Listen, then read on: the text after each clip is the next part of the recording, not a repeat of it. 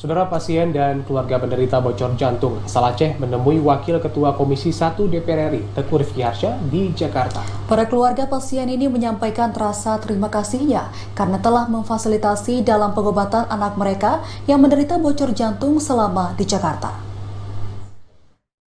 Usai mendarat di Jakarta, keluarga penderita bocor jantung asal Aceh menemui Wakil Ketua Komisi 1 DPR RI di kantor DPP Partai Demokrat di kawasan Menteng, Jakarta Pusat. Kehadiran mereka langsung diterima oleh Wakil Ketua Komisi 1 DPR RI, yang juga merupakan putra Aceh, Teguh Rifki Harsha atau TRH.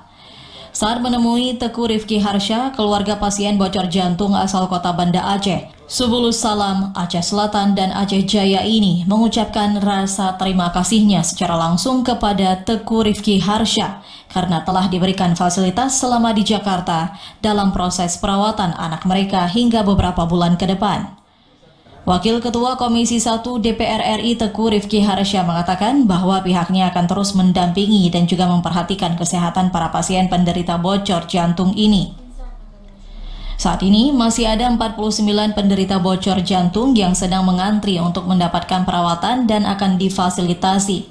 Meski begitu, Teguh Rifki Harsha mengharapkan kepada sejumlah pihak lainnya untuk berperan dalam membantu para penderita bocor jantung.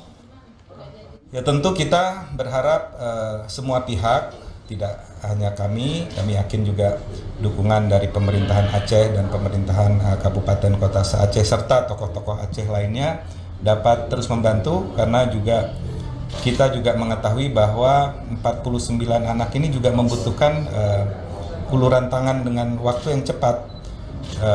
Jadi kita berharap tentu semua pihak dapat turut membantu. Namun sebatas kemampuan kami akan berusaha maksimal juga untuk segera membantu mereka. Sementara itu, bocah penderita bocor jantung asal Aceh Jaya telah menjalani operasi bocor jantung pada Jumat kemarin. Sementara bocah bocor jantung asal Aceh lainnya yang tiba di Jakarta pada Rabu lalu akan segera mendapatkan penanganan segera mungkin di Rumah Sakit Harapan Kita Jakarta. Ketiga pasien yang baru tiba di Jakarta ini merupakan pasien ke-20, 21, dan 22 yang akan ditangani.